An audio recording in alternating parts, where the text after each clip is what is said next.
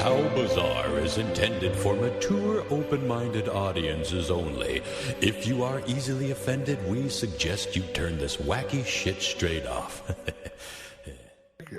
You might know John Mark. It was right next door to the Columbia Cinema, and it was just a walk-in little gas station. Had 2 pumps, I think. Yeah, I used to go there to get cigarettes because Express Lane. It was called Express Lane.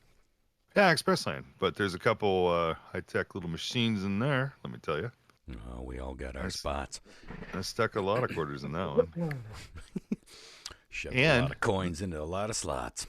Here's one that'll make your toes curl a little bit, Ronnie. You ready? Mm-hmm. Vidal Video. Oh, yeah. Ooh.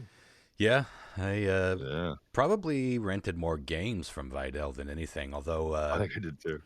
Scott Agnew and I used to rent a whole lot of horror movies back in the day. So so many. Dude, they had aisles full of fucking horror. That's straight where I'd go to. Is all the horror ones. Yeah. But they had a couple video games there. I know they had a Pac-Man. I think a sit-down Pac-Man. Or sit-down something or other. Yeah, that's the thing is like you could stick 2 or 3 of those all over the place. There was a little mini-mart that was run out of someone's house right down the street from where I live, and they had one of those Play Choice 10s. That was the first time I ever saw Super Mario Brothers. Period. Like, I never heard of the Nintendo at that point, but there was this new game with all these other choices. I think they had a couple of them down there, but that was the big one. Yeah, I only went up there to get cigarettes because they didn't card either. They didn't card you for a while. Uh-huh. Yeah, but you had your selection. I mean, it was like bare asses or menthols. Yeah, right. If you got there on a day when they had Camels or even Winston's, Marlboros were almost never there. I preferred Marlboro back in the day, but I started smoking Camels because that's all I would find, and then I just switched to Camels for a long time, and then ended my smoking career on Marlboros, full circ. But yeah, I mean, I guess that's what we're talking about tonight. Before we get on to some weird triv, our favorite. Now, were you thinking of strictly sticking with classic, Chris? This was your idea. Yeah. I went with classic. I want to say I got this idea from another great podcast I've been just enjoying the fuck out of. If you like old school gaming, there's a really good podcast called Remember the Game, and he does Patreon in such a unique way where he like shouts out every single Patreon he gets on a podcast, and every time I listen, I'm inspired. I'm like, God, I wish I want to grow our podcast. We could do that. It would take us 3 seconds. And yeah, it wouldn't take long, would it? But he does like 5 shows a week now, and they're all different. Like, and most of them are gaming related. He's a comedian from Canada. But anyways, great podcast. And he did this recently. Had a guest on. They counted down their top arcade cabinets, and I just couldn't stop thinking about it. I was like, we got to do this. Yeah. So I'm still in the segment, but I'm also shouting that podcast out. Check it out. It's great. Yeah. But the idea is, we're all roughly the same age, and arcades may be a thing of the past, but it was in our past, and I remember being way excited to run in and just shove as many quarters as I could into my favorite games, and I have really good memories of that. So top 5, what we're shooting for is top 5 actual arcade cabinets or arcade games that you've physically played, not ports to the NES or things like that. Mm-hmm. Well, I'd be happy to start. Yeah, start us up. If you have some honorable mentions, feel free to throw I do have one honorable honorable mention. Before we start, though, I'd like to compliment our old podcast, Tales from the Space Pod, because when I talk to some of my nurses and when I'm dialyzing, I'll bring up some old episodes. You know what I mean? Mm-hmm. Well, we were talking like DB Cooper, or like say one of them was recently was the Dovlov Pass. They didn't know. They didn't know anything about it. And I said, well, what you need to do is you need to tune in to Tales from the Space Pod. It's on iTunes. And go check those episodes out. I can't believe those shows are still up because I don't pay for that website anymore, and I haven't for a long time. So it's just kind of out in the nebula. But I'm glad they are. And I recently sent some to a listener that wanted all the old back episodes. I sent him the links, and they seemed to all work when I tried them. 350 episodes back in there. So there you go, kids. Find them. Well, first off, yeah, Christopher mentioned the arcade. Now, we did have a couple of arcades, but I did find more play time at some of these kookier spots that just had a couple of games. And one of those spots was a little place called Abby's Pizza. It's still there. And for at least 10 years, at least the better part of 10 years, this establishment had one. It usually had like 3 or 4 games. There was always like a racing game and then like one of those shoot 'em ups, whether it was, I don't know, what was it, Operation Wolf or something like that?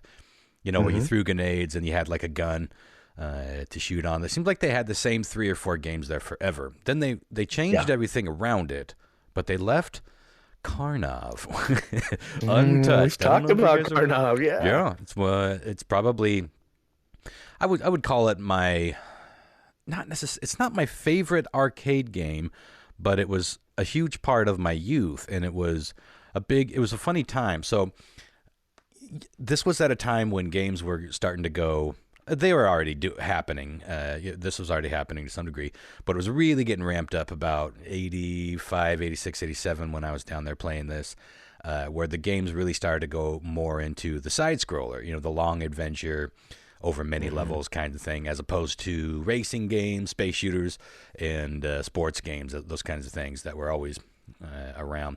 But I was always drawn to those kinds of games way more than the other ones, side scrollers. And when they first, like even Pitfall, I remember playing Pitfall on the Atari, and it never really seemed to go anywhere. You just kind of kept running until you died, and but I loved. I was hoping that noise would come out. I loved the adventure of it. It was just like, you're running. You don't know if this is going to be a tar pit that opens up beneath your feet. Will it have alligators that you have to jump on their noggins?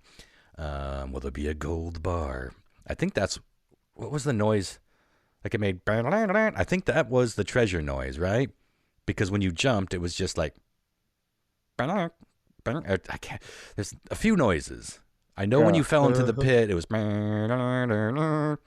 and I think when you swung on the vines over the pits, it was like, the Tarzan yell. Oh, yeah. And then that was it, just noise. I think there were sounds of you running, like, but I could be wrong about that. Anyway, so when I saw this, and this was an advancement in graphics at the time too. Looking back on it, it was basically like Super Nintendo, which was pretty advanced for 1986, 1985, to my eyes anyway. I was like, oh, this shit looks next level. It also had really cool music. Like, it had, I remember it being bassy. It had good speakers on that cabinet, so it caught my image. And it had that, it was the same song to the whole thing, so it was easy to memorize, but it was a good song. It was, do you remember it? Oh,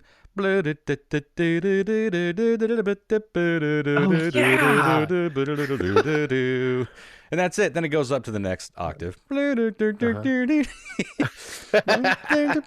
was like the shirtless guy that would get the fire he could blow out of his mouth. Right? Yeah, it was like a bald carnival barker or something. He had kind of like genie pants, but he had a big mustache. Super, kind of looked like the Nazi that Harrison Ford fought, that Indy fought in Raiders of the Lost Ark. That one that he just met his fate with head to the plane engine.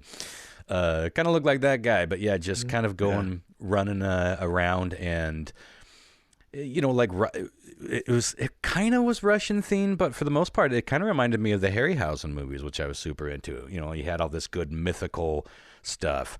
You had like a Medusa character and dragons coming out of the sky and stone gods throwing what I always thought looked like oatmeal cookies at you. It was a good shit, but it was fucking hard. And yeah, it was a hard game. We, whenever I found myself down there, which was usually with pals or at a birthday party, my family, we went there, but we would go there like once a year or something. My family wasn't big fans of the pizza for some reason. I fucking loved Abby's Pizza. I still Me too, dude. I still think about it. That's around. Oh my God. I always thought it definitely was back then. I mean, what did you have? Anymore. Domino's it's like pizza? It's like $50 a fucking pizza now. So it's just that really good thin crust. It's got super thin crust, and it's not on an oven, wood stove, like a brick oven or something. Yeah, brick oven. Yeah. It was just always. I loved it. I thought that was the shit. But so I didn't get to play it all the time. But yeah, it was super hard, and I'll never forget when I went over to my buddy Scott's house, the aforementioned Scott's house, and there on the TV screen in his bedroom was fucking Karnov. Yeah, that's right. I remember playing that. It came out on the NES, and it was a damn good port. Yeah, I played it. I ended up beating it. Oh yeah, I ended up beating it on the NES, which was a bitch. Nice. But you did get a couple continues, and we smoked so many cigs while we were doing that. But I never got past the first few levels on the arcade one, and that is, of course, until around 2003 when I built myself a little gem called the Crackman machine. Nowadays, everyone's got some sort of arcade or emulator thing in their house, but I was ahead of the game on that.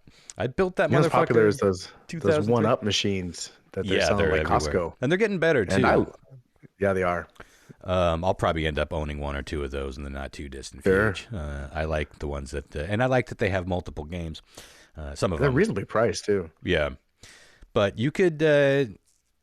Of course, now that I had the Crackman, you could get any game that you wanted. Even back in 2003, there were these emulator sites, and it was fairly easy to set it up. You just had to build the thing, and it's just a computer inside. I tore apart an old parlor organ and built that. I built it really quick because we had a big party coming to my house, and I wanted a fucking arcade machine. I just thought it up, and I was like, oh, that's when I discovered emulators. Like, holy shit, you can actually do this. And then I ordered that controller, the Xbox, not the Xbox, the X, what is that controller company? I forget, but I know exactly what you're talking about. It's like X-Game. It's like $200, and it comes with a lifetime warranty and all this jazz. It's a fucking tank, and the first one actually did short out on me, and they replaced it. They sent the new one before I even sent the old one back. Good company. I think it's X Arcade. That's what it is. Yeah. Double stick, and then you better believe that the first game that I fired up on that was Karnov, bitches. And I played and played and played until I did beat that sucker. Of course, I cheated with save states because Roundster doesn't have that much time to kill, but I got to see the whole game, and it was a pretty big thrill for the Roundster after so many years of chasing that dragon, literally. But that's where I'm starting. Should we just kind of go around, maybe one at a time? Or should I get through all of mine? And then why don't we move on to one of yours, and we'll just kind of rotate it. Chris, let's hear about it. I'm going to throw out some honorable mentions really fast. The ones that just barely didn't make my list, or my memory serves me incorrectly, and I was playing more of a NES port of them. And those games would be Tetris, Killer Instinct. I loved fucking Killer Instinct. Did any of you ever play that? Yeah, dinosaur game. I feel like I. Nah, there was a dinosaur. It was a fighting game, but it was the first fighting game with like combos. So you okay, I got you could keep a combo going. It was so great. There's a little Hadouken. NBA Jam. Fucking loved NBA Jam. But again, more of that on the NES or the SNES. Double Dragon, Ninja Gaiden, and Time Crisis 2. Did you ever play Time Crisis 2? Mm-mm. It was the shooter game. And it was the first one was the first one that had this, but it was like a shooter with the railgun, but there was a pedal on the ground, and anytime you press the pedal down, you like got into cover, and you would change and reload your weapon. So you do this whole duck up, pop up, shoot the guys, duck back down. It was fucking that great. Sounds familiar, yeah. And the gun had such great kickback, like you could feel it in your hand every shot you made. Oh, so great. That's still neat when you find an arcade. That still works for me, that little gag. Oh, great. At number 5 on my list is a classic called Moon Patrol. I don't know if you guys ever played Moon interesting. Patrol. I loved Moon Patrol, yeah. I really enjoy that game. And it's not a game that can go very far in or very long. My stepdad used to take me to the skating rink, and we would play this game together, and he loved it. So it was like a special. He was a great dad to me. So anything we did was fun, and yeah, man, I love Moon Patrol. I think it's a really you're a tiny little ship cruising along the moon surface perhaps, and you have 2 buttons: jump and shoot. And you got to jump to avoid craters and shoot things in front of you and above you. It's fucking perfect. Yeah, it was fun. I thought that was a pretty clever way of getting your money's worth out of the graphics there. Just to one button, or out of the hardware, I should say. One button gets you 2 guns.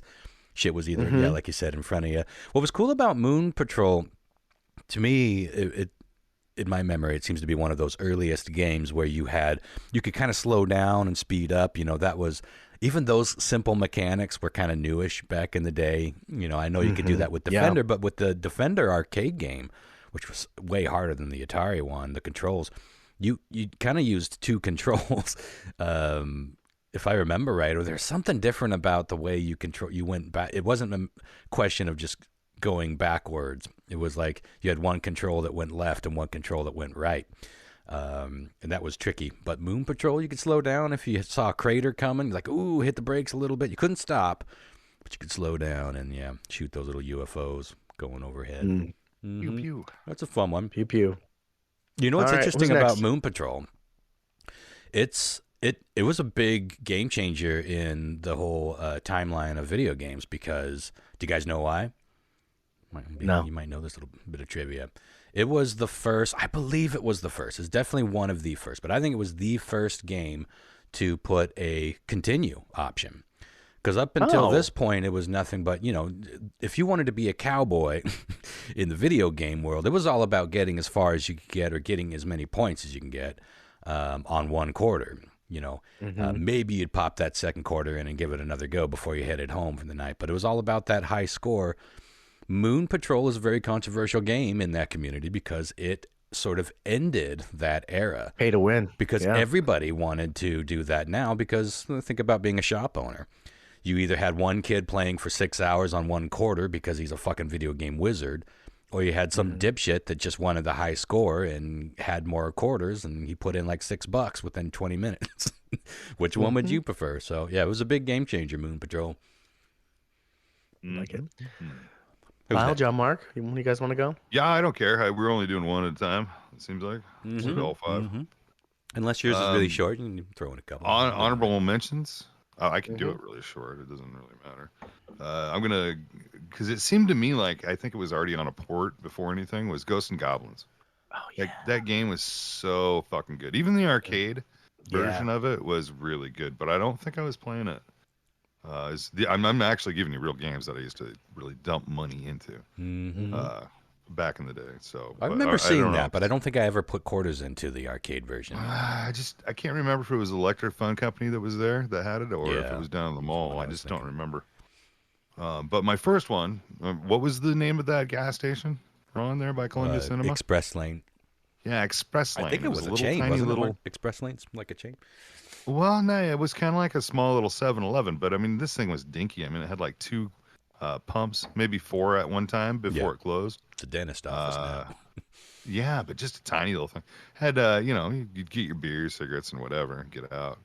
But they had 2 machines sitting right at the front windows. And when I was a kid, I used to love going over there on the weekends, and I'd take quarters and go over there and play Kung Fu. And remember, it was just 2 joysticks, and you had to. Wait, was that kung fu or karate? I think it was just Kung Fu, wasn't it, Ron? There's 2 of them. Yeah, There's 2 different games. The one I'm thinking of is you have the 2 joysticks, and you go up or down, left and right, either way, but you do it in certain motions. That was Karate Champ. That was Karate. Karate Champ. Mm-hmm. That's the one I'm thinking of, Karate Champ. Yeah, and you played that at my house when the crap. I remember. Remember the penis punches? Penis punch. I think I got video of that on some old Facebook. Yeah, such a good game. Though I remember dumping tons of quarters into that. Well, it's funny that you mentioned the Kung Fu one because I remember playing that at that 10 choice, whatever Ultra Play down at the mini-mart because that was it was basically a Nintendo in an arcade. It had all those early Nintendo black box games. That game was fucking hard. Yeah, I don't know. This was a stand-up, play at arcade games. Yeah, no, I'm talking about a different game, but a lot of people had that game, Kung Fu. You guys know what I'm talking about? It was like do do do do do do do do, and you just like ding ding ding ding ding. The first level, you walk into the jars. Yeah, there's jars full of bees and those fucking little bastards that jumped on your head. It was like the villain's name was like Mr. Boss or something stupid like something like that. Yeah. Whenever you knock you off the fucking Yeah, that was one of those early games that just made where you this one was control just you're a face to face and you hit combos and you just try to get points. And Mr. X had to look it up. Mr. X. It's pretty generic. Good one, Lyle. That's all right. I got 4 more.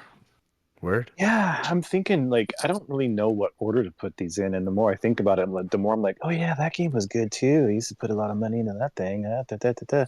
But I'd have to say Let's go with for number 5. I'm gonna say Xevious. You guys remember that game? No, yeah, that was a space shoot 'em up, yeah, like a circular one. Yeah. Yes. Well, it was like Oh, with an X, Xevious. yeah, Xevious with an X. It was kind of like I guess it was like a bullet hell. What they calls those shmup or whatever, like 1946 or whatever. yeah. Oh, that's so right. You have your ship there in the screen, kind of scrolling from top to bottom, and different waves of enemies come in, and you just got to survive and shoot them and avoid their giant floating slow bullets. But but it just it was what captivated me was just like the scenery that you were flying over. It was all very sort of mysterious, sort of like, I don't know, like Incan, like Maya spaceship kind of looking technology stuff, and the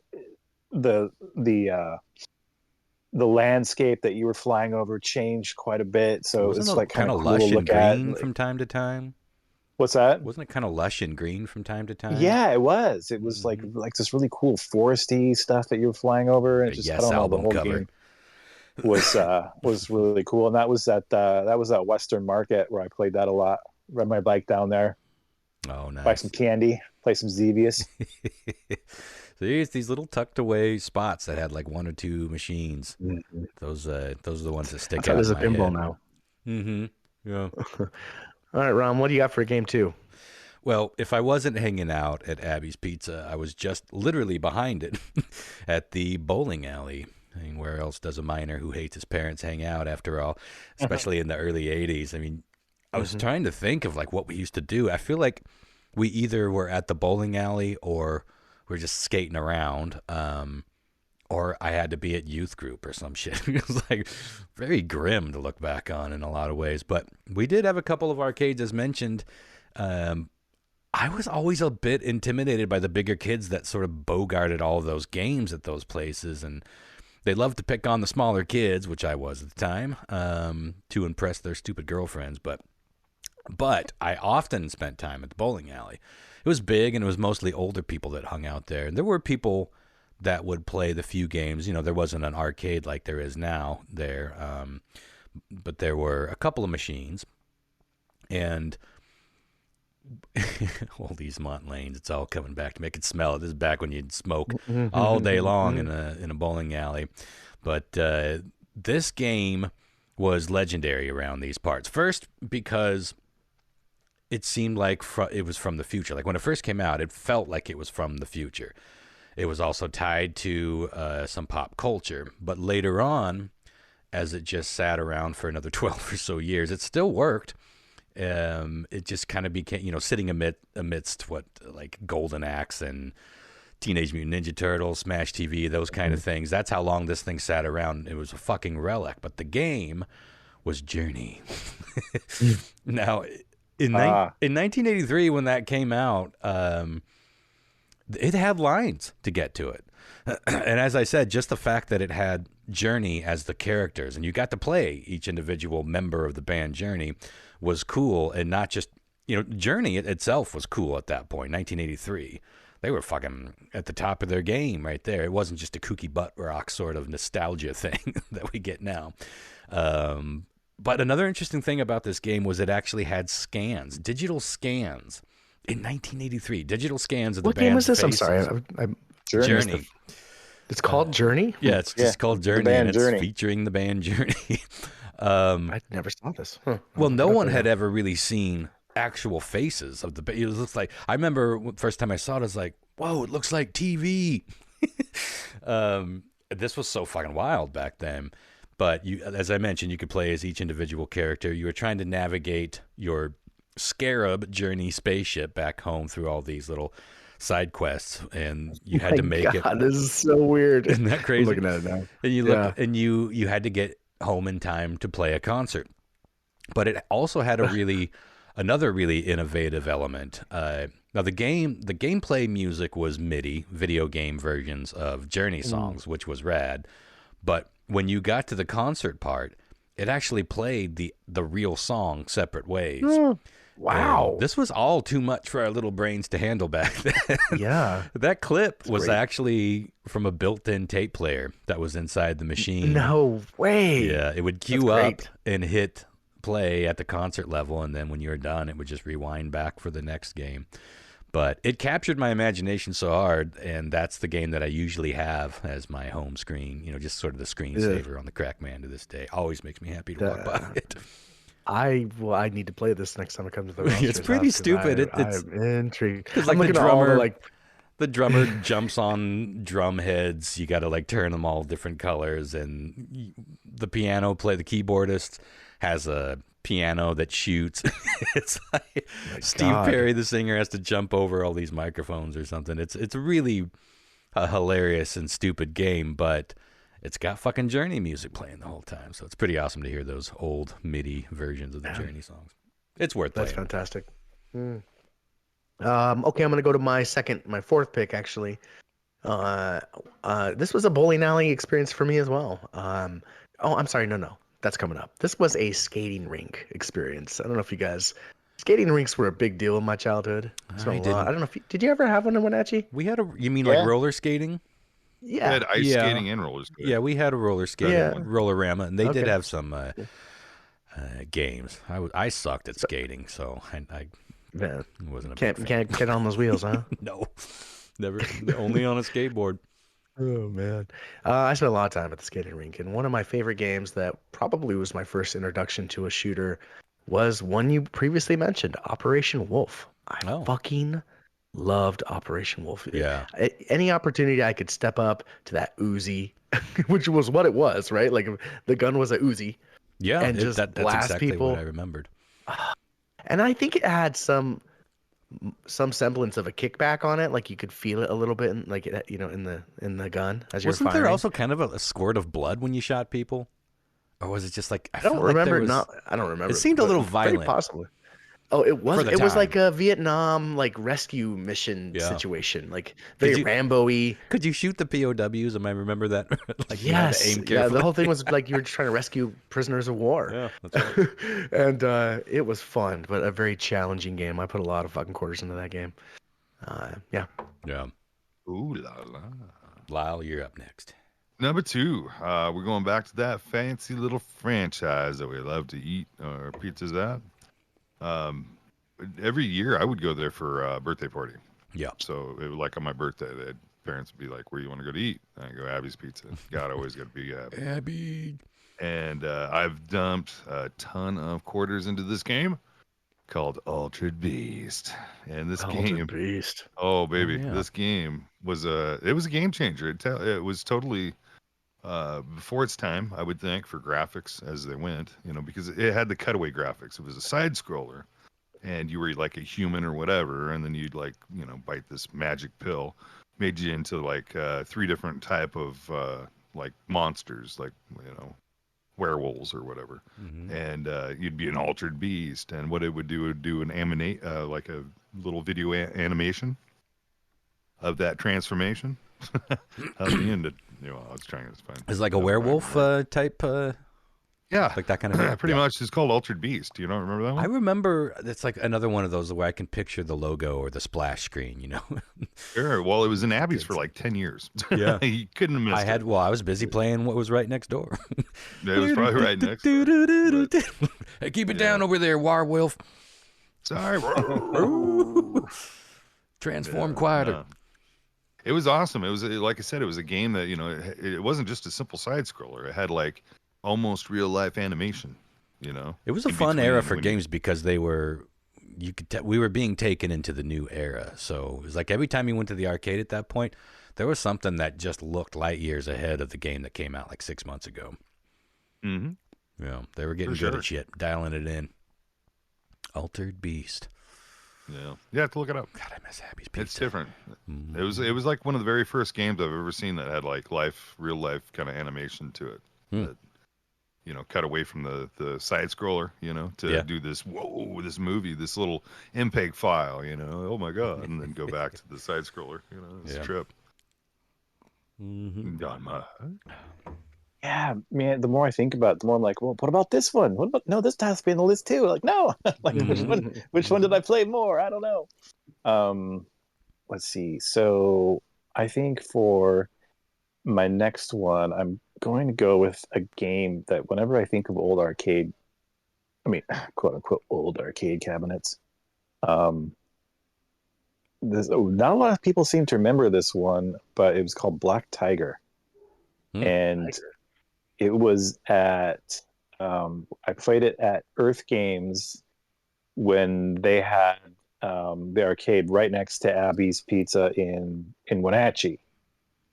So that little strip mall there used to be right next door to it. They had like two different locations, like in the same little strip mall. They moved from like this side of Abby's to the other side of Abby's. Yeah. Is that Wenatchee Abbey I still remember there? that place. It's still there, yeah, as far as I know. I remember that arcade because they used to have Magic the Gathering like weekends or something like that. Yeah, so Black Tiger is like a kind of like a side scroller, but it has some verticality to it. And you're this like kind of warrior guy, and I believe you could get sort of different weapons that would kind of have different effects, kind of similar to like a Castlevania kind of thing. But in the early levels, a lot of your enemies like these little blobs, like just like slimes, and they're blue, and you hit them and they kind of like boop, whatever. Yeah. And I think that you collected zennies, coins or something, or rupees. I can't remember what they called them in this game. I think it was zenny. And every once in a while you come across like a merchant, and then you could buy like power-ups and stuff. And I don't really remember. There's like hidden stuff that you could like hit in the walls that would open up. You could like find treasures in the walls and stuff, and different things. And like these bats would come flying out at you, and I don't know. It was just a really fun game. Yeah. Well, I'll have to look into that one. I don't remember that. And I completely forgot that there was an arcade over on that part of town.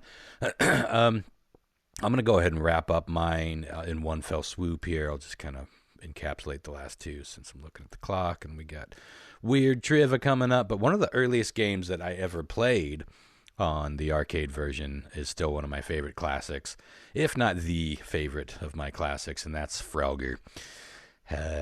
Just a simple, fun, easy to understand, but super hard game to play for a long time. It's like everyone can play the first couple levels, and then it's like you just watch people die. You watch them die. You watch them die. You watch them die. My high score has stood in so many arcades around here, and even over in Seattle, and it's something ridiculous, like 30,000 or some shit. It's like it boggles my mind that people are getting like crazy fucking scores, like in the 800,000 or whatever. Just I don't even know how you process, but that's the game that I actually play. I have Journey on just as when I walk by it, and I'll play it every now and again. But when I want to play, I'm actually playing Frogger most of the time, and. I mean, it's Frogger. What can I say about the game? But it's tied to some really good memories because I played it at the KOA campground that was right next to my grandma's house over by Olympia. And, this was a pretty deluxe KOA. It had video games, not a lot, a few. It had the swimming pool. It had a candy shop, a snack shop. But most importantly, concerning sculpting a young Ronnie, it had a fucking video rental store. And we were basically rich when we all the cousins and family got together at my grandma's house for a few weeks in the summer. Because unlike my parents, my grandma didn't give two shits what we were watching. And back then, the teenager working behind the counter at the video store didn't care who rented what. So we watched every fucking horror movie, every titty flick, ninja movie. And, by titty flicks, I mean like the titty comedies, like Porky's and DC Cab or shit like that. Ninja movies, classic kung fu. It was fucking glorious. So glorious that it almost seems like I made it up. And I've talked to a lot of people who used to do the KOA life, and they're like, wow, we had the pool and a couple of arcade games, but we didn't have I've never seen a rental. So it must have been a special one. It was over near Olympia, and it was like a 2-minute walk from my grandma's house. Magic times. The last two I'll just quickly shout out. Galaga. It was later that I got into Galaga. There was one down at the movie theater, and first time I played it, I was just killing time for the movie. I just love how it felt to shoot. Like I loved it, had good haptics. It's one of those games that had just good feels to them, but I fucking sucked at it. My pals would tell me how much they got, this score or that score, and I'm like, I can't get 1/4 of that. And then one day I actually watched the demo on the screen, and I saw that you can have one of your ships get captured and then fly back up to the enemies and carefully shoot that enemy holding it down, and it comes back. Yeah. You get that ship back, and then you have 2 guns. And I'm like, you fucking kidding me? I was playing it for like a year before I knew that. Chris is a Galaga bitch. We've talked about it many, many times. Every time he would come over and fire up the Crackman. If I had bested his previous score, isn't that what I said? If I had over a year and a half bested his previous score, he would just fire up, do a couple of games, and then he'd have it beat. Even if only by 20 points, he'd have the high score, but it was usually more like a lot. He just beats it, and he goes, "All right, we'll see you next year." Yeah, I think that was the exact last I got to go words over the pass. It's getting late tonight. Say hi to your mom for me. Actually, I'll say hi to your mom for you, Ron. She likes a Galaga champ. And real quickly, I just got to do an honorable mention to Lode Runner. I don't remember where I played this. I think it was in the mall. It was one of those that was just kind of out by itself in the mall. And I later had a Commodore 64 version of it. Another super simple game. And holy shit, I got pissed off. I don't know if you guys know that. You just dug a bunch of holes and the enemies fell into it. You'd walk over them. Yeah, Get crushed. I played that game on like the Apple II. Yeah, they had it in school. Like it was one of those games where, like Karateka, where you could go play the computer game if you got all your homework done and you got a good enough score. But yeah, anyway, Lode Runner. So that's my list. Great list. Very good. I'll run through mine the same way here. Let's see. I did Operation Wolf. Okay, another game in number 3 on my list. I cannot tell you how many hours I spent and how many friends I tried to recruit to come with me to play that goddamn 5-player X-Men game. Yeah. Do you know what I'm talking about? It was only because you've told me about it. I never played it. I know what you're talking about, though. Similar in nature to the 4-player Turtles game or the 4-player Simpsons game, but they made like a 5-player X-Men game with 2 CRT monitors right next to each other. It was that big. Yeah. It was a fucking beast of a cabinet. But you could have you and 4 of your buddies just killing it as X-Men. And it was a beat 'em up that was great. The formula was so good. So much fun. Too. Yes. Oh, God. I mean, anytime you could just... I remember stumbling into a group of kids once and beating that game with a bunch of random kids, and I felt like I was best friends with these fuckers at the end of it. Like, it took hours. It seemed like... I'm sure it was like 40 minutes. Yeah. Good times as a child. Yeah. Number 2 on my list. This was a phenomenon of a game, and probably was playing it before I should have, based off of the gore, but Mortal Kombat was a big deal to me as a kid.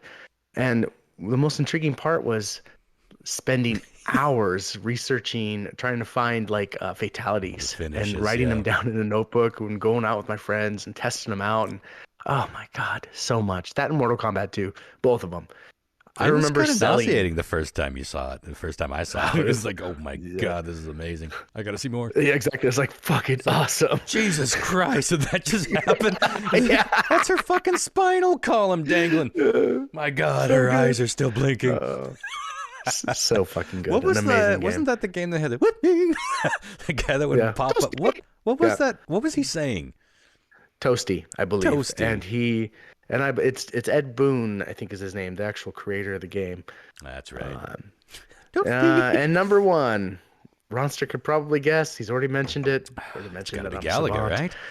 Galaga. Now this was an interesting one for me because my aunt, who's basically my mom, used to love to go to a tavern and play Galaga. So when I went to spend summers with her, she had a Nintendo and she had Galaga, and we just bust the shit out of that. And I loved Galaga. And then one day, like 7 years ago, this stupid little barcade was opening up in Bremerton, and I was like, I'm gonna play me some Galaga, and I just go in and fucking play Galaga. That's what brought me in, and that's what led me down this path to pinball and this whole community I've been in for so long, and all these friends I've made. And Galaga is always gonna have this being in bed with my mother. Yes, being the champion of the roster. Nice to see you. And that's it, man. That's my top 5. Yeah, good stuff. I figured. Well, Galaga it sounds like it's going to be one of those family games. Mm. You guys didn't know I have an older sister. She's like 9 years older. Well, she's 8 years older than me. And when she used to babysit us, me and my little sister sometimes, and what she would do is just take us to her work, which at the time she worked at the Columbia Cinema, and so we would get into all these movies for free. We had to pay for the video games, but one of the video games that I think I spent a lot of the time was with Galaga. Enough said. Ron already talked about it. Big deal. Mm-hmm. You know, it was fun for me. I think watching the movies for free were way better. It was like during the time of Top Gun, Ghostbusters, you know, those type of movies, that era anyway. So I got to watch all. The sad thing is, I watched like Top Gun probably about 30 times and Ghostbusters probably like 50 times. You know, just because there's, you know, oh, you want to watch it again? Get back in there. Yeah. Should make us should let us have anything out of the concession food, you know, concession stand. So I would get what they call a graveyard, which is like just a big soda pop, like a 64-ounce cup full of just mixed up, you know. Yeah, I think soda. It's mostly known as a graveyard. I always heard it as swamp water, but that was one of my favorite ways to drink soda. That's so good. And it's funny how you get, even if you're not really carefully measuring, you're going to get a similar product every time. Always had that very unique flavor. Yeah, you never really got a bad one. No such thing as a bad graveyard. So that was that. And that was 3. Number 2, there was one in the mall when I was working as a security guard. It was a Street Fighter-esque game. It wasn't Street Fighter. What was it? Do you remember? I sat there for 10 minutes trying to look it up online. I couldn't find it. But it was you played as a cop. One of your characters, you were a cop, and you beat down. You know, it was just a character out of a fighting game. That's the one I used to always play because I was actually a rent-a-cop at the time. Was it you were a rent-a-cop? I remember those days. Just worth badge. Was it Virtua Fighter? I don't know. I don't think it was. It might have been though.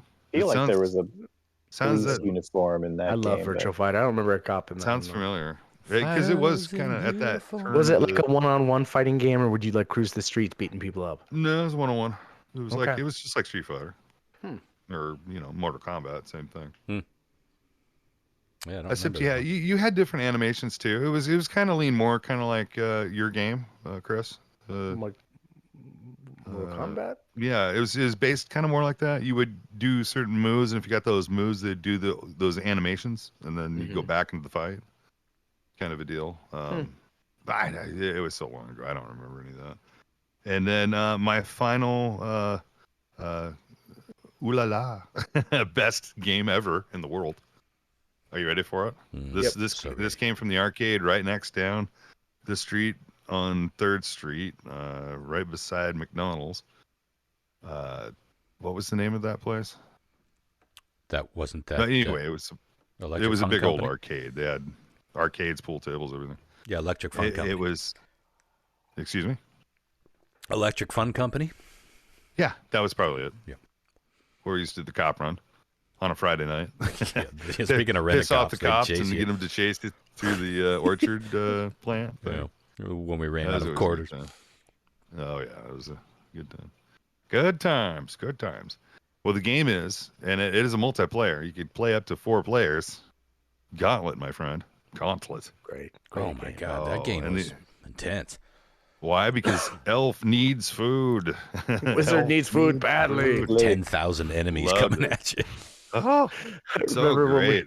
When we were doing Extra Life, I always wanted to make a T-shirt. That it was such a bad idea. God, I'm glad my humor has changed. I'm really grateful. But I always wanted to make a shirt that said "Wizard need chemo badly." It was so funny. I was like, nerd. Oh dear. Yeah, your heart was in the right spot. Yeah. Yeah. Classic. I had that on Commodore 64. I just couldn't handle it. It's too many enemies. Oh, I used to play by myself. And then people would just it was a fun game to meet people too, because people would just come up and start playing with it. Yeah. You know, they just grab somebody else. Please help me. Yeah. I can't with the green guys. There was like a Valkyrie, right? Yeah. A barbarian, a wizard, and an elf. Yeah. Yeah, and so you could just grab. I think I played the barbarian the most, and then I would sneak over to being the elf. Yeah. You know, with the bow and arrow. It was a good time. It was a fun game because you just kind of like gradually step. I still love games like that. There are actually two games in my wheelhouse right now that I still play that are almost, I would say, at least the guidelines to those games. And one of them is called Halls of Torment, which is on Steam. You can get it for like probably $10. It's just like, it's similar to it, but you'll get a little nostalgia for it. And there's another game almost just like it too. They're real similar. They came out at the same time, and there's Halls of Torment, and then there was Vampire Survivors. Yes, Vampire Survivors. Great game. Such a fun game. Even on your mobile device, that game bangs. Oh yeah, for sure. Did you ever get a Steam Deck, Chris? No, I'd like to get one eventually. I'll probably wait for the next iteration of it. They have it out. Yeah. The thing is, dude, I have, and this is just, I don't know, talking video games. Baldur's Gate 3 I have for my PC, dude. I have a loaded PC, dude. I mean, I have a really high graphics card. I got a i7 processor, 64 megs of RAM, and it won't play it. It'll play it, but it takes forever to load, like objects in the game, which is stupid. And I put it on my Steam Deck, and it loads it up just perfectly. That's crazy. Nothing wrong with it. Just poof. Everything's instant. John Mark, did you want to wrap up with your selections? I'm gonna say so for like the third spot is kind of going to be a tie between two different games. I guess one of them could be a runner up, but like one would be the original Tron cabinet, that had like the 4 different. Oh yeah. Love that game. That was so you had Chuck E. Cheese. So you had the game. light cycle map, you had the tank battle, you had the grid bugs, then you had the fight versus the master control program where you had to shoot all the bricks out. That's where you had the little dial that would choose the direction of your arm, right? And you were like, yeah, I remember that very distinctly. Was that it was like a joystick and a dial. Yeah. Was that a vector game? No. Huh. No, it was sprites. It seemed to me I remember a game being at the roller skating rink that was Tron. But I think it was different. I think it was just like a maze game. You had like there was another one called Discs of Tron. That might have been. It's the one where you would have 2 bikes and you would do like kind of like a maze thing, but you would try to cut the other one off. Yeah, I think that was in the Tron game he's talking about. It's one of the mini games. Oh, okay. Yeah. So then at the same time, I have to say Robotron 2084. Oh, that's another one that you get 1,000 enemies at once. Yeah, it was one of my favorite games of all time, and that's old. I'd play that also at Earth Games, and I remember it was like must have been like 87, 88 or something. I don't know, something like that. And so like I was at the arcade, and I'd ridden my bike if you guys know the geography, so like where Western Market is and Abby's Pizza on Western Avenue there and 5th Street, and like my house was all the way out and like Horse Lake Road past the cemetery in Wenatchee. Okay. Yeah. So I had ridden my bike there, and I was there till it closed with my buddy who actually worked at the arcade, and we were just playing Robotron and listening to the radio and just having a good time. He was a bit older. He was kind of a cool older, like big brother kind of like figure in my mind, kind of, I guess, Yeah. And he would hand write out guitar tablature for me for like Iron Maiden songs and fucking Ozzy Osbourne songs and stuff. He would fucking hand transpose that shit. Wow. Anyways, so we're playing Robotron, and it was getting late, and it was like dark, and it was probably like close to 10 o'clock at night. And this was like way pre-cell phone and all that shit. So I was like riding my bike home in the dark, and I got home. My mom was like all fucking freaked out. She's like, "Oh, to call the police." I was like, "What are you fucking talking about?" She's like, it's like the first day of school the next day or something like that, and she was all worried. But it's all good in the end. You guys remember those days of walking home at like 2 a.m. and for like miles and miles all by yourself, and it's just like the eerie quiet, the moon, if you're lucky, and just you getting your way home. It's like, that seems so insane to me now. to be like, I was that's what it 12. was. Just me and that BMX bike in the darkness. Yeah, that was always fun. I still dream about that. Like I dream that I'm just out in the middle of a night air walk. Well, the best part about that is that you had that little fear. You see your little shadow going along. It used to go short and tall. You spook yourself when you're going out, underneath those lights, and then you get spooked out, and then you start. Once you get the spooks, man. My fucking dad, when I would come home from, I lived in Port Orchard in the early '90s, late '80s, growing up, and we lived on a dirt road with no street lights in the woods. And when I would come home from a friend's house, like 3 times out of 10, my dad would be in a fucking devil mask, like waiting outside in the woods. I have trust issues. I go to fucking therapy. It's bad.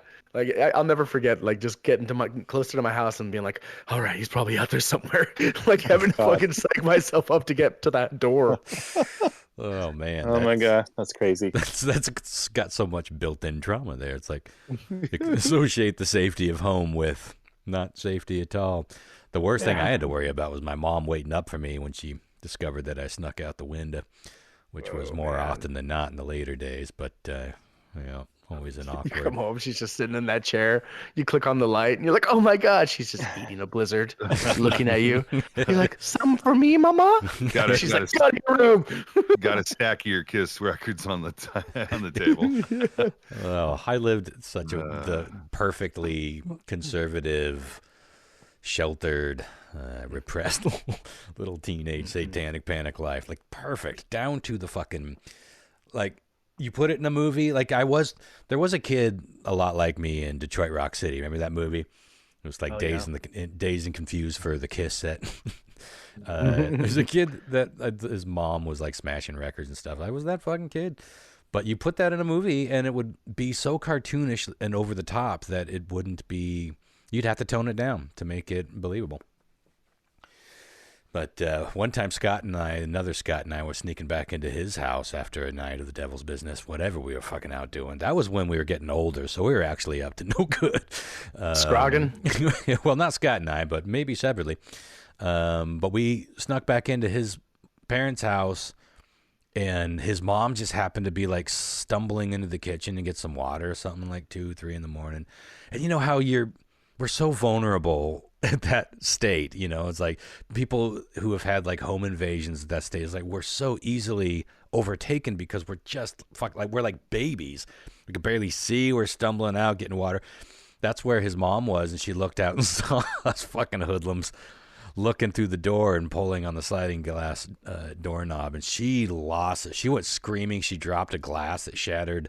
She went screaming like a banshee through the house, and her husband at the time pulled out a fucking gun, and we almost got our shit shot sneaking back into his house. He was a fire chief for a long time back in the day, and he was armed and none too pleased. We were both in trouble. I was one of those where I'm calling your parents because you have to be in trouble too. Was this Scott B? Yeah. Yeah, okay. His older house up just above me, the 2-story house. We were sneaking back into the sliding glass. Dude, the only time I ever got shot at was I remember me and a couple buddies were coming out home from Fast Forward. It was a dance club for kids. It was like a teenage dance in Wenatchee. Yeah, they just played like teenage bopper music. It was just a place to pick up chicks.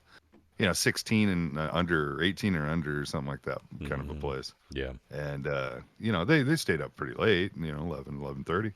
And I think it was me and Lonnie Walls. We were walking back from East Wenatchee, and we were down by the kind of like the loop trail, but like right next to part of the railroad tracks.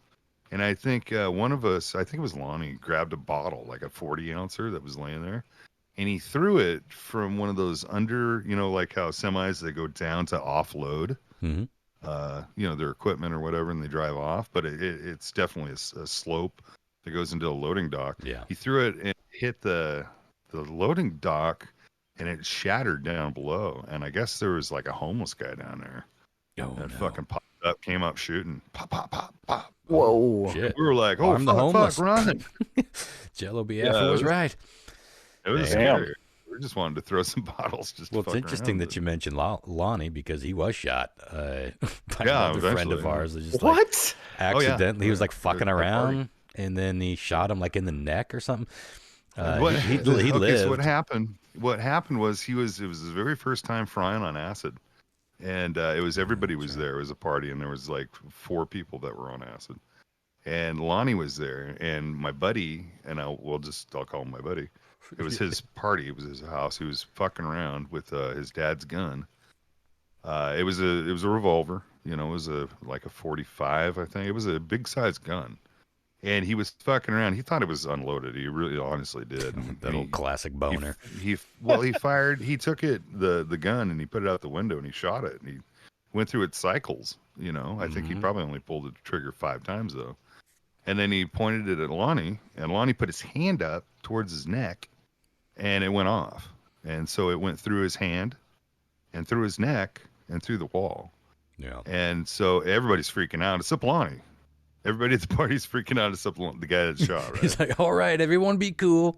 Yeah, well, he didn't know. Oh, man, no, I'm just tripping, bro. It's cool. No problem. Wow. I'll be fine. Jesus Christ. And so the cops. I'm tripping and I'm dripping. What's going on? Yeah, tripping and dripping, bro. It's all good. Dripping. Just chill.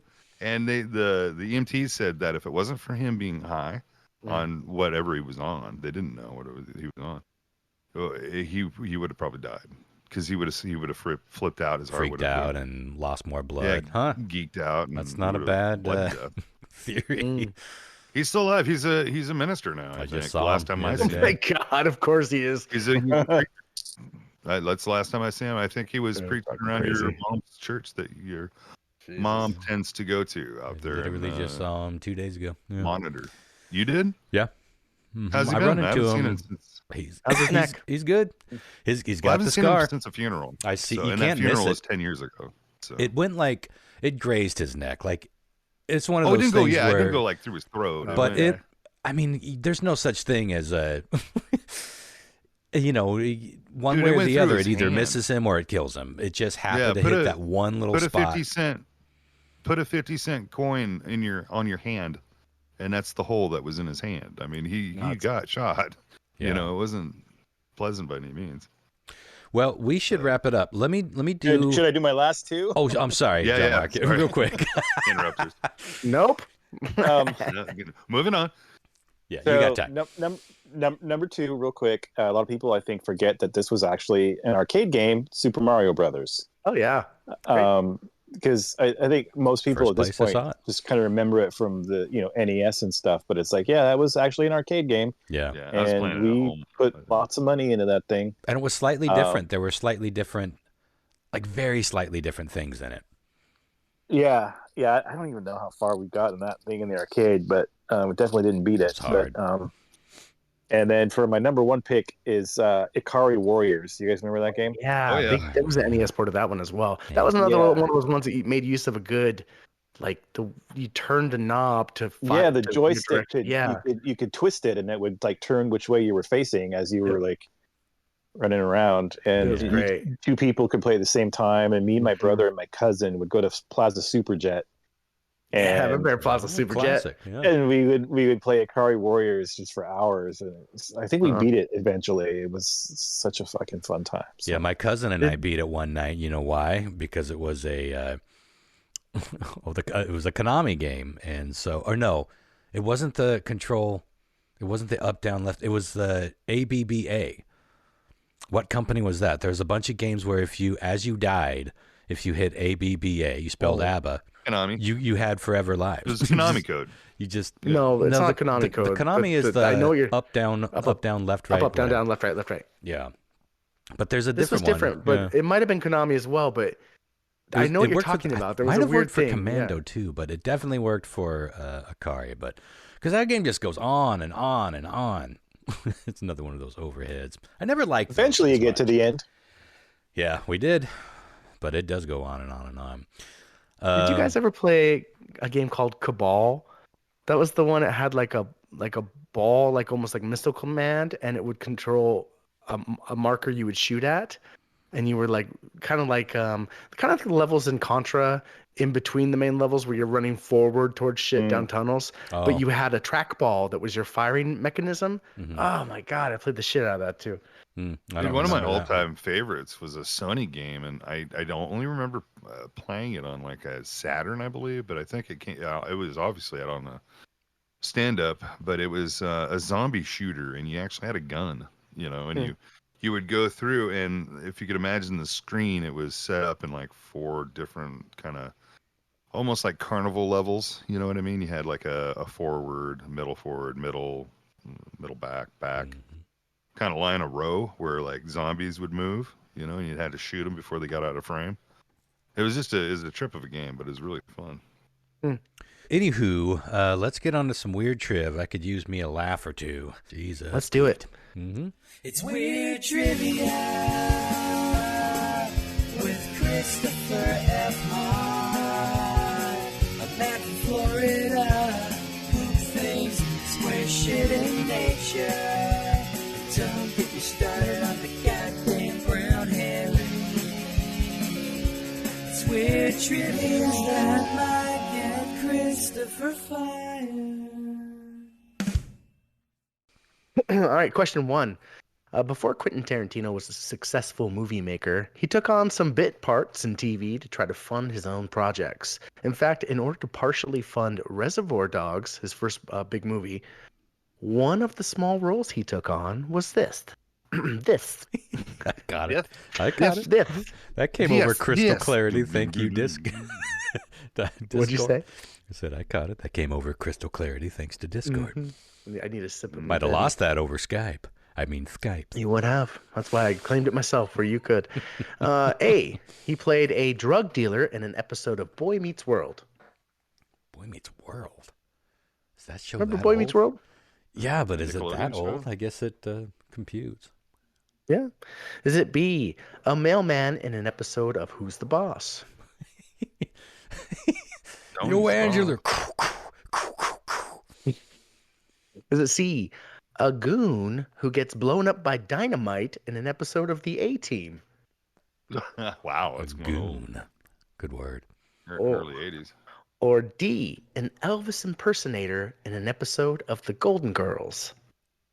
Wow, I really thought this would be something that I'd know, but none of these ring true. Yeah, same.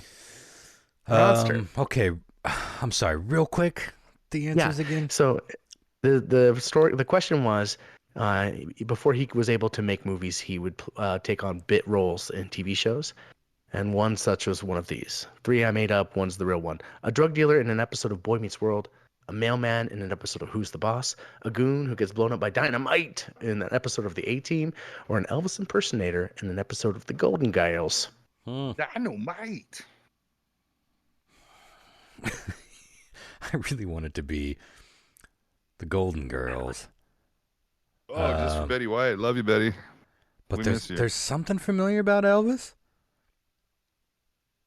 Okay. You want to go with D? But what was Elvis in? I don't know, but I'm with you there. What was Elvis in? What was the Elvis? There was an Elvis answer. Oh, it was an Elvis impersonator in an episode of The Golden Girls. That was the Golden Girls one. Mm. Oh, the Golden Girls doesn't Your sound heart's right, telling but you there's Golden something Girls, your familiar. brain's telling you Golden Girls. Well, I'm torn because my heart's saying go with Elvis, but my heart does not tell me to go with the Golden Girls. How could I not know about a Golden Girls Tarantino tie-in? But there's something familiar about Elvis. I'm going with the Elvis on the Golden Girls, but I feel like the A-Team is interesting. Doesn't that seem like much more Tarantino? John Mark. We talked about the A-Team recently. I wonder if that holds up. I doubt it. It didn't hold up back then. How dare you? Something. Sorry, it's the truth. Something sounds familiar about Elvis and maybe even Golden Girls, but I'm gonna go with the Boy Meets World one, drug dealer. Drug dealer. Okay. I pitied the fool. That'd be hilarious if he was like, because if he was a drug dealer in Boy Meets World, it would have to be one of those, learn a lesson about life. Totally. Yeah. Melodramatic. After school special. Yeah. Hey man, I got this weed, man. They did that on Saved by the Bell. It only cost you pictures of your feet. Right. I'm here for it. I like that he's a foot I'm gonna fetishist. say, yo, Sam, who's that at the door? Well, that's a good Sylvester Stallone, who I would love to see in Who's the Boss. Hey, Dad, it's the mailman. Okay, who's the boss? It's You who's going- the boss. All right. Who's your dad? Question Daddy's- 2. Didn't somebody in Pulp Fiction say "Who's the boss" at one point? Was that a throwback? I don't remember that. What? Wasn't there something in the Gimp? Possible. Who? Oh, maybe it's Who's Bring Your out the Daddy? gimp. Who's your Gimp's in Pulp Fiction, or did you say Reservoir Dogs? I might be. No, but I'm saying if well, yeah, but I'm saying this could have been a throwback to one of his earlier roles. Anyway, let's move on. Question 2. Several studies have shown that women's testosterone levels will increase across the board when Throw A. penises? Oh, what? A. They know they are being objectified. Oh, B. When they are in real or even pretend positions of power. Like missionary on top? Sure, whatever. Lyle. reverse cowgirl, I think, is the most dominant Ooh. because you can break a wiener. Break a dick. That's Is true. it C? Oh, it's so while worth they it, though. watch other people work out. Work out, because I work out, man. Oh, interesting. Or is it D? When they regularly use dipping tobacco. That trawl. They got a little trawl. Dipping tobacco. That's like me calling beanies stocking caps. Dipping tobacco. Say, friend, might I get a pinch of your dipping tobacco? Well, I can't go for that now. Even though. All right, well, let me go over it real quick again. Several studies have shown that women's testosterone levels will increase across the board when A, they know they are being objectified. B, when they're in a real or even pretend position of power. C, while they watch other people work out. Or D, when they regularly use the dipping tobacco. The dipping trawl. The dipping tobacco. Okay. Well, this is interesting. I love this question. I love these answers. Watching someone work out is really interesting because I feel like I read that this may be a visual thing, but women do look more masculine when they have muscles. Yeah. God damn it. I was so caught up in my stupid joke while you were can you go through the answers real quick one more time? Sure. When they know they're being objectified, when they're in a real or even pretend position of power, while they watch people work out, or when they regularly use dipping tobacco. I have no idea, but I really like A and B. But I'm going to go with the good old B, and I can only think of cowgirl or reverse cowgirl or a strap-on. Go ahead, Lau. I think B kind of just is oriented in porn. You know what I mean? Like you got your boss lady on the top of the skyscraper, and she puts her high heels up on the desk. You know, Or even if she's just a boss, it doesn't have to be a sex thing. What was B again? Because I think that I'm not hearing that correctly. So, okay, Women in studies power. have shown that women's testosterone levels will increase across the board when they are in a real or even pretend position of power. like a cop, judge, boss lady. I guess I was just confused, like hearing all that, like, oh, cowgirl. I'm like, wait, what is that? What? Oh, okay. Well, now I'm confused. Wasn't there one that was specifically... Position of power. Position of power. I'm so I didn't sorry, Chris. necessarily You've say had to read sexual, these fucking answers so many times. Okay, let's all listen very, very closely. Okay. I was like, wait, Just what? the answers. We got the question. Okay, let me reword this because clearly this is when they are in a position of power, real or otherwise. Real or does that make sense? Like Yeah, like, but you're I need, role-playing I that need you're in all a four position of power. answers. Oh, okay. When their Ron's talking about sexual testosterone position, It was. Totally was. doggy style, or missionary. Or, Why did I go what Ron's so thinking. immediately? I need to hear this all again because All right. my wires put got your mixed. listening ears on. This is what I'm telling my kid. You've listened for look at my mouth when I'm speaking to you. Okay, Listen, pay I'm ready, attention. Daddy. Several studies have shown that women's testosterone levels will increase across the board when One of the following is true. Okay. A, they know they are being objectified. B, their testosterone increases when they are in a real position of power or a fake one. Okay. C, when they're watching other people work out, their testosterone levels rise. Or D, when they're regularly using the dipping tobacco, Ron. I see what I did. I married A and B. And I felt like that in a made position of sense. power. Yeah. She's gonna stick her thumb in your butt. You know that, right? I'm just kidding. Oh, if you're lucky, you get a little digit dropped. I'm gonna go with. Oh God, that's interesting. Being objectified. There's so much to Can that. you go back? I don't know if we can let you go back, Ron. That's I'm- Mark's question. Well, did I answer already? Yeah. You did go with B. But listen, Okay, I'm I'm gonna let sticking you with B. choose again. I was gonna stick with Okay. B. Okay. Position of power, or real or otherwise. Okay. John Mark. God, I have no idea. I invite you The- to marry A and B and choose between the two. I Could be wanna pick dipping A tobacco. for like a weird circuitous logic reason, right? Mhm. And it's just probably completely unscientific and just dumb as hell, but this is where my brain is going right now.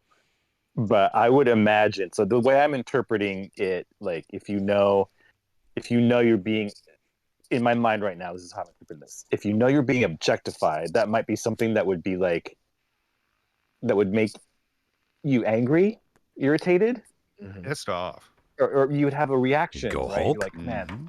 this Mhm.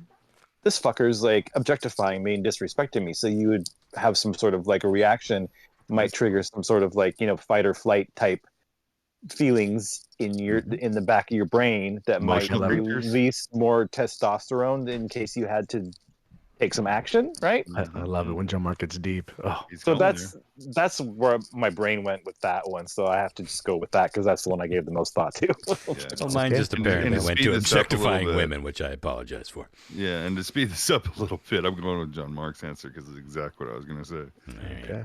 It's the whole sense of being pissed off and that getting you riled up enough to, you want to fucking go, you know what I mean? That's going to build up your testosterone. I am secretly guess, rooting for I dipping suppose. tobacco, though. Dipping Aren't we all? tobacco. Look, it's called dipping all right. tobacco, technically, but I've never heard anyone actually call it that.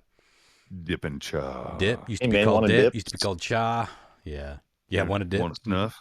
You want a snuff? A All right. sniz? A sniz? All right, in the interest of getting A out of here sniz? before February, let's move on. All right. Tying into our subject tonight for a podcast.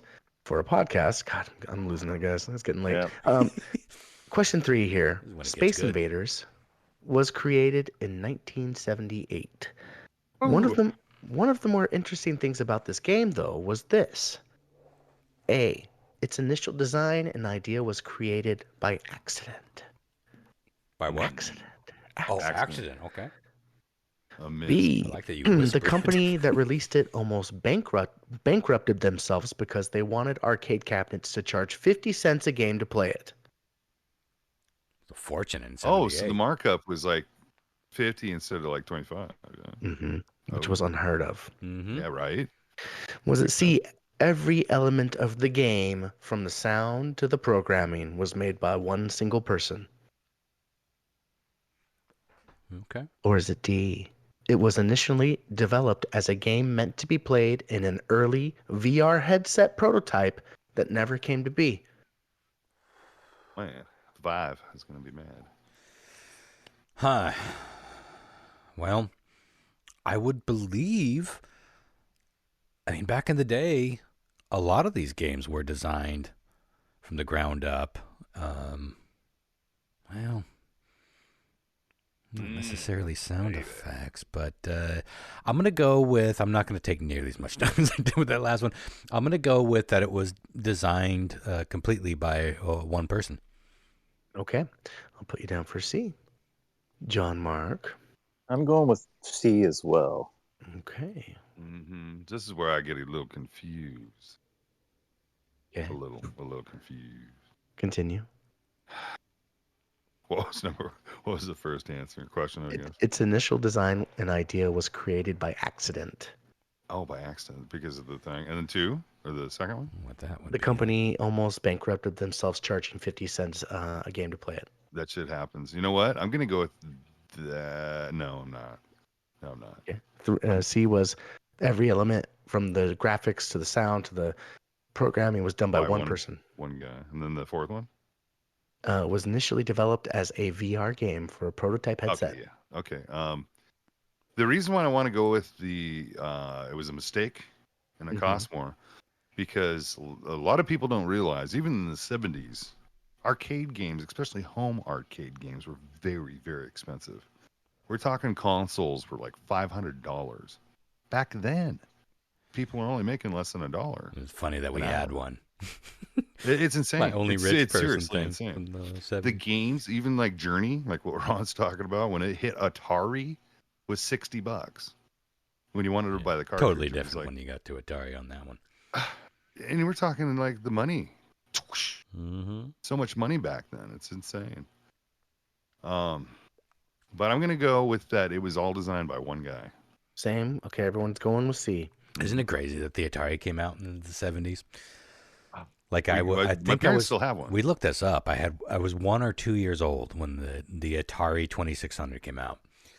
Yeah, and it's like you remember the old school ping pong, where you had the 2 joysticks. When I went down there to help my mom snake out her downstairs of the house, I saw it laying in the corner, and it's still like halfway creeped out at the box. I'm like, oh my god, it's probably worth like a couple $100 at least. The Pong system we used to have growing up as a kid. She still has it. Oh, with the little paddles? Down in the basement, dude. Yeah, dude. Oh, you got to hook them shits up. I'm sure she still has Fuck all watching the Atari. Nope. We got to live stream Pong. Yeah, we could do it. We could. We'll Twitch it.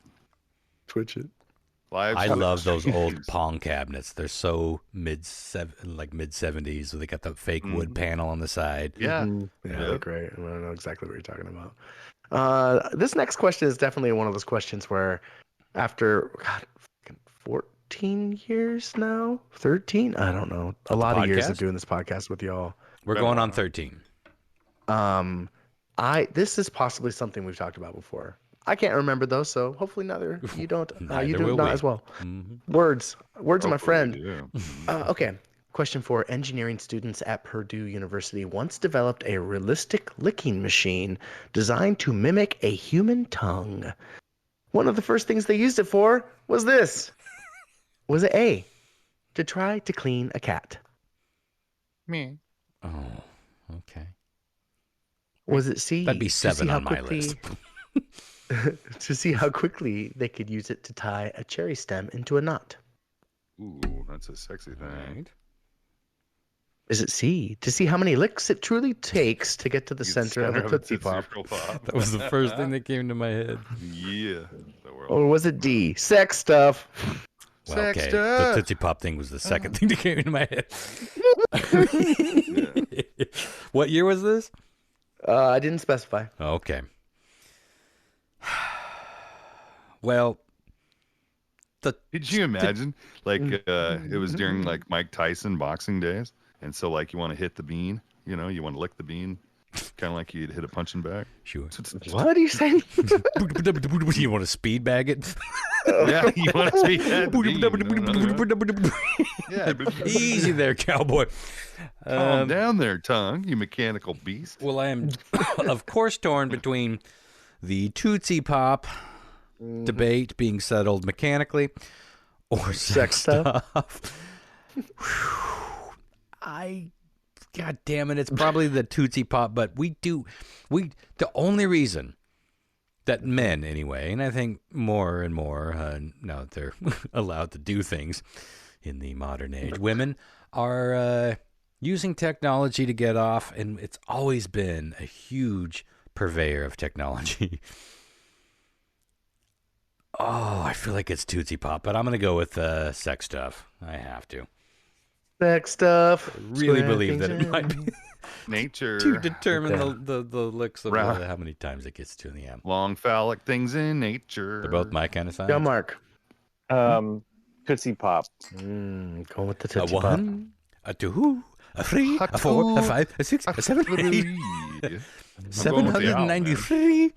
You going with the owl too? I'm totally going with the owl, bro. Yeah. Never a mention of an owl. You're just bringing the mascot in for the commercial. It's so fucking Yeah, funny. man. That's the I'm going with the I owl. lived it. Putting it I on his lived it. pussy. Team Owl all the way. His. You know owls know how to Pussy. eat pussy? I know how owls play. Very cleanly. All right, let's go over these answers. See They're who came out on robots. top here. Before Quentin Tarantino was a successful movie maker, he took on some bit parts in TV to try to fund his own movies. In fact, in order to partially fund the Reservoir Dogs, one of the small roles he took on was an Elvis impersonator in an episode of The Golden Girls. You can Google it. There's pictures of it. It's pretty funny. Unbelievable. Ronster coming in strong right off the bat with a point. I Boom. knew that had the ring of truth. How the fuck Yeah, long did... they- So Reservoir Dogs was definitely 90s, mid-90s. It was 91 or 92. Oh, it would have been... Golden so Girls it definitely it started. was pre-Pulp Fiction, so it would have been 91 or 92. He got $3,500 for that, which he used to start funding. That's not Wow. chump change back then. Isn't that awesome? Buy a camera. It's awesome. You know, you could fucking do something that just lasts so long. Reservoir Be so Dogs memorable. was one of those cinema-changing... I mean, Pulp Fiction more, but Reservoir Dogs yeah. was a cinema-changing movie. Yeah. I agree with that. Question 2. Several studies have shown that women's testosterone levels will increase across the board when they are in a real or even pretend position of power. Cowgirl! Yeah. Oh, you broke it. Oh, damn it. Not again. Ronster, knew I was again, swinging for the stars. Do I get 2 points because I answered it twice? Nope. That's fair. You're right. Question 3. Space Invaders was created in 1978. One of the more interesting things about this game was from the sound to the graphics to the programming, the entire game came from one person. Absolutely. You all got that right. I could not fool y'all. But that makes Ron in the lead with 3 points, and you both have 1. Oh, I'm looking pretty swell. So, looking pretty good, Ronster. Let's enter question 4 and just see what happened anyways. Engineering students in Purdue University once developed a realistic licking machine designed to mimic a human tongue. And one of the first things they fucking used it for was sex stuff. No, I'm kidding. It was to indeed see how many licks it would truly take to get to the center of a Tootsie Pop. Okay. So that John, wasn't Mark, a and daily Lyle dub. got that correct. Is that a Bringing them 2-point close. question? No, it wasn't, buddy. I'm sorry. You guys want to guess how many licks it took, by the way? 562. 3,865. One lick, Bob. One lick, Bob. Bob, one lick. No, I gotta do math. God damn it, Ron. I will. No, I will. I feel what Lyle said 5 some. I'll say 350. 364. Oh shit. Damn. Okay. I knew it was a three something. Yeah, 3 million. We might have done this question before. And you'd think that Yeah, I I'd think you answer it did. since I knew pretty much the exact number and that was probably the right answer. But what are you gonna do? I went with sex stuff because you got a tongue, man. Yeah. Hey, can I divulge a little secret to you guys? Divulge it, Divulge bro. away. Divulge This it. is the first time I've ever did a podcast with you guys standing up The whole time? the whole time. No. Yeah, it kind of feels nice. For what reason? I just been sitting down all day and Oh. I did a bunch of leg work. Today was leg day, and standing up feels a little better than sitting. That's interesting because I spend the majority of my day standing up. I have 4 different workstations in my house, and for whatever reason, I type, research, watch, and edit mostly standing up at my bar. You guys know my little mini bar. I've got 3 screens over there in my working laptop. For whatever reason, it's what I do. And then I'll get Feels through better. a 12-hour day and I'll be like, why am I so fucking tired? Like, oh, because I've been standing in my socks on hardwood floor for 12 fucking hours. It's not practical, but there's something about it that I don't like sitting down. I don't like sitting down all day. Maybe because I did it for so many fucking years as a job. Yeah, it hurts my lower back too when I sit down too long. Well, I think I'm going to have to. I need some sort of super sexy, unavoidably comfortable and inviting workstation that gets me set up ergonomically and comfortably, because it's taking its toll on old man Evans. But I get the whole standing up thing. I do love those. When I was doing editing work for Vortex Productions out there in Kashmir, they have those adjustable desks where you can sit down and you hit the button and it stands up. Going back and forth in that was ideal, but I ended up just mostly standing. Jury's still out on whether that's healthy or unhealthy, but it definitely tires me out. But I'm 48, so everything tires me out now. Well, including shoveling cats snow. like jump on you for rides. Got more fucking snow out there, and it's fucking 9 degrees. I literally looked up snowblowers for you the other day. I was like, this motherfucker's out there dying in the snow. And I saw the price. I was like, well, God bless you. At least you looked. No, I've looked at it too. But the thing is, and we've talked about it, that would be great for my sidewalk. But there's this dude, fucking angel. I don't know where he lives. He doesn't live anywhere in this neighborhood, but he has a little. It's not a 4-wheeler. It's like a little tractor, and he has a plow on the front of it, and he just takes it upon himself to shovel our sidewalks. So I don't have to do that. What are you doing out there for 4 hours? Well, that's my driveway. My driveway is dirt and mud, and it gets ruddy. Yeah. And I have used snow blowers in those scenarios, and it just doesn't work well. You're fighting it the whole time. And, old man Evans needs his exercise. I will either stay in shape from shoveling snow, or I will die out there shoveling snow. I also actually like I don't like it when it's 4 feet, and we do sometimes get those ridiculous snowstorms and it's super heavy, or I'm sick, or just got other shit to do.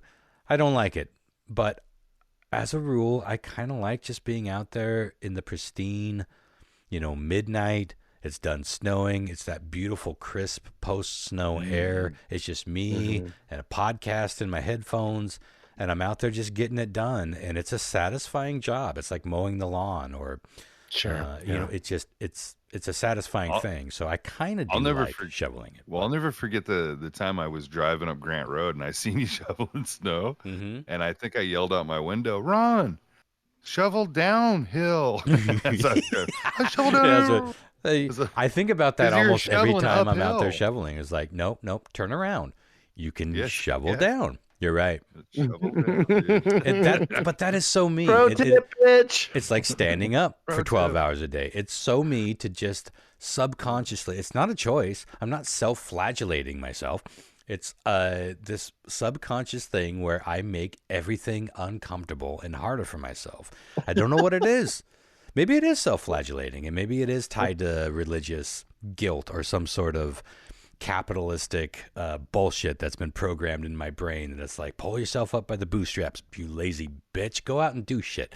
I haven't been able to dial it in, but I do this thing where I make things harder and more uncomfortable for myself than it needs to be. But I don't think about it until somebody drives by and says, "Ron, shovel downhill." Yes, sideways truck, man. You're doing it wrong. Downhill. Gotta correct here. All right. Well, thanks for tuning in, everybody. Ron, the secret of life is. I need closure on the. Hang on. Let me run uphill to catch up. Anywho. Thanks for tuning in, everyone. This was a fun episode. A little nostalgia, a little something different. We're just going to get jiggy with it. But we're going to put out fucking shows. I bet y'all are liking regular shows, ain't you? Yeah, we gave up on you guys a long time ago. No, you haven't. We have hundreds of downloads of our first episode of the year, and I can't. Dozens. I can't believe that this many of you still follow us with our inconsistencies and our kooky. You just never know what kind of show you're going to get with us. I have to think that you just like the smell of what we're stepping in. And we have some kooky things coming up. But until then, let's get on out of here. 9/11. 9/11 next week. Yeah, and I'll bring my sex story finally. Your sex story. So that did not go unchecked. People have asked, What the fuck Sex happened to story. Christopher's Oh, I guess. sex story? Because we just ran out of time. Sorry, it's coming. Yeah, Next time. Next time. But what's If funny you knew is the that story. okay, I'm probably gonna have to edit this out But, concerning how we're divvying up episodes. But you didn't bring it up the other episode either. So we'll see. It just didn't seem. There's a little confusion with these back-to-back episodes, but yeah, that'd be kind of awkward. Sorry about your sis, but you want to hear about this fucked up sex story I got or what? I'm sorry, I'm gonna have to interrupt you. So here we are. Yeah. It also involves my sis. Yeah, all right. Whoa! How dare you? Oh, I Was she got a stuck in the buddy. dryer? One of my best buddies that is no longer one of my buddies because he just went down a bad path. And maybe started down a bad path, but he has a story about the time he fucked his sister. Oh my God! What? It's the not. fuck? It's not. That's how he frames it, and I'm like, dude, stop framing it that way. It was his half sister. Still, Oh my still God, a hell of a Broham. story, but stop telling people you fucked your sister. That's not funny to anybody He's like, but why? us and our 3 dipshit buddies that will A, be dead Come on or the in show. jail within 3 years. Yeah, let's talk about it. Anyway. All right, guys. Good. You've good heard of guess. Elf on the Shelf. How about Bliss with the sis? Oh, dang! I know that's not seasonal. Unwrapping those Christmas presents, if you know what I'm talking about. but I do feel like I missed Christmas. But anyway, tune in next week. We'll be up unwrapping some package or another. I got an idea for our next show. But and I'm kind of sad that it'll be February. I mean, we don't have to wait to February to record the next show. It's because there's going to be times like if we get December, let's January. Just do it when we can. if we get together one more that's the time way in I feel. January, we will be covered until March. You guys realize that, right? I like doing this, so we, I if don't we have a mind free doing it night. on a kind of Sunday. It takes I the don't give a shit pressure about off. it. It's like it's there. Yeah. Fucking wild. We record a year's worth of podcast in 6 weeks. It is A lot of people wild. do and it it's, that way, dude. it's fucking with That my way they head a got bit, but it's we should have been doing this the whole time. Anyway. Good night, Joe. Bon voyage. Bon Night, voyage. Oui, oui. Tune in Bon next week voyage. to hear Chris divulge his sex story. Bonjour. Bonjour. Oui, oui. Night, Joe. Bye.